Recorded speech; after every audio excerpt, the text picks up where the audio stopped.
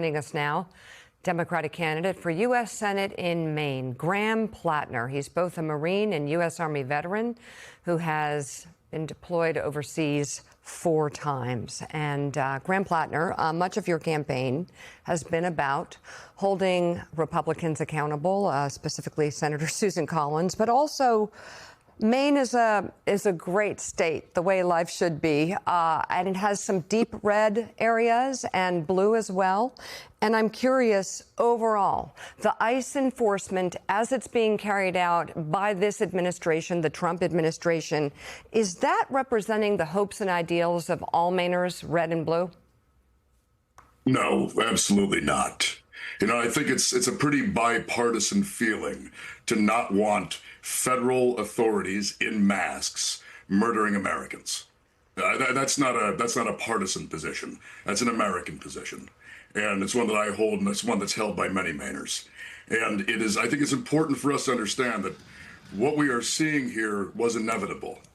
When you send masked, armed men who in many ways are clearly undertrained and incapable of handling stressful situations because of that lack of training, out into American communities with no accountability and very vague orders, you're going to get something like this. We were bound to get here. And now that we are here, we need to be looking to not only rectifying the situation currently, but when power changes hands, the people that brought this about need to be held accountable. We cannot just move on after something like this. I would love to talk a little bit more about the training of these ICE agents and the position that they are being put in and the position communities are being put in. More specifically, urban communities, which can be complicated. How both sides are being put in an extremely tenuous and dangerous situation. Deployed 4 times yourself, you've operated a firearm, you understand protocols, and I'm wondering what you take away from this event, which you say and many other political leaders and people in office have been saying was inevitable because of this impossible situation that's been created by President Trump putting ICE in American cities and in American communities. Let's just remember that this inevitability was the point.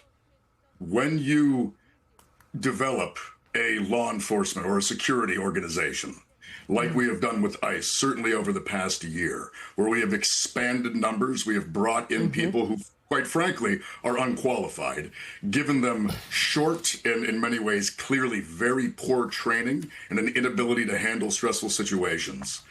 This is not surprising. And the people that built this apparatus, they knew that this was coming, because the point of this, the point of ICE's operations over the past half year, really, it has nothing to do with creating safety in American communities. It has everything to do with terrorizing communities and using this kind of, frankly, state violence as a mechanism of cowing political opponents.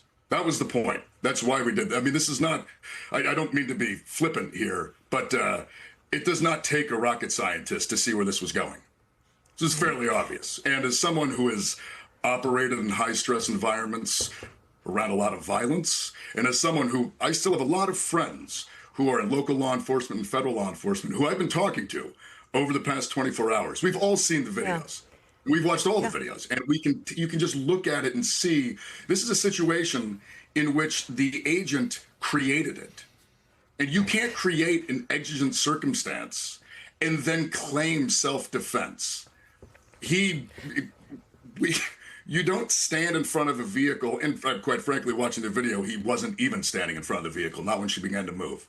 But this is someone who cannot handle stress and someone who, quite frankly, should never have been given a firearm in this kind of situation. But those that did, those that empowered this, in many ways, I'm fairly convinced that this is exactly the outcome they were going for. What are you hoping elected officials will do and say in light of this event, especially Republicans?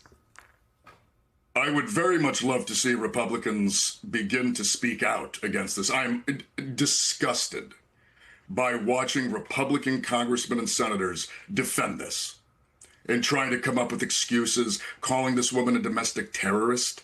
I'm like, this is insane. And I think everybody can tell it's insane. They need to grow some form of spine, find some form of courage, although frankly, at this point, I don't really expect it.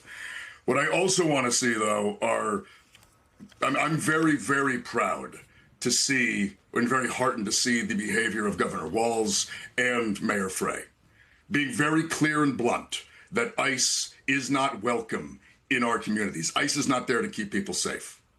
Local government, state government, it is there to keep people safe. That's the point. And we cannot trust this organization to be operating in our communities if it's going to be murdering innocent people. That seems to be a fairly fundamental thing to understand. All right, Democratic candidate for U.S. Senate in Maine, Graham Plattner, thank you. One thing he was pointing out, and I think it's worth looking into more, just